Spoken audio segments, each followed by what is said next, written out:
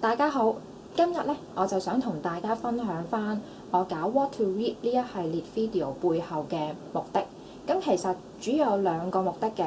第一就係想介紹一啲優質素嘅英文教材咧，就去令到同學有效咁樣提升英文能力啦。咁我成日咧都喺網上面見到有同學問，就係話我想讀好啲英文，究竟要睇啲咩好啊？咁好多人就會答覆話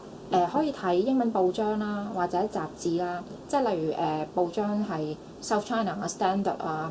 雜誌就係經濟學人啊、The Economist 啊，或者 The Times 啊咁樣樣。咁其實我覺得呢啲提議咧係好嘅，但係細心啲諗下咧，就未必適合一啲英文水平比較即係低嘅學生啦，同埋你都知唔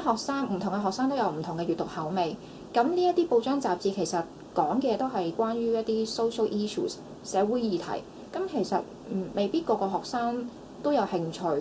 咁所以我嘅目的就係想介紹一啲唔同種類嘅英文學習教材啊，例如故事書啊、vocabulary book 啊、grammar exercise 啊，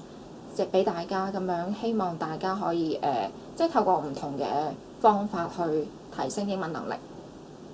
咁第二個目的其實就係純粹想透過呢個 video 分享自己閱讀嘅心得啦。咁其實我自己就好中意睇書嘅，咁我主要係中意睇一啲古仔啊、小説啊、文學類嗰啲啦。咁我主要就係想同大家分享翻我睇書嘅心得啦，咁同埋介紹一啲我中意睇嘅書俾大家咁樣樣，純粹係一個分享咯。咁希望大家會中意我之後推出嘅 video 啦。咁希望大家能夠細心欣賞。咁今日嚟到呢度，多謝大家。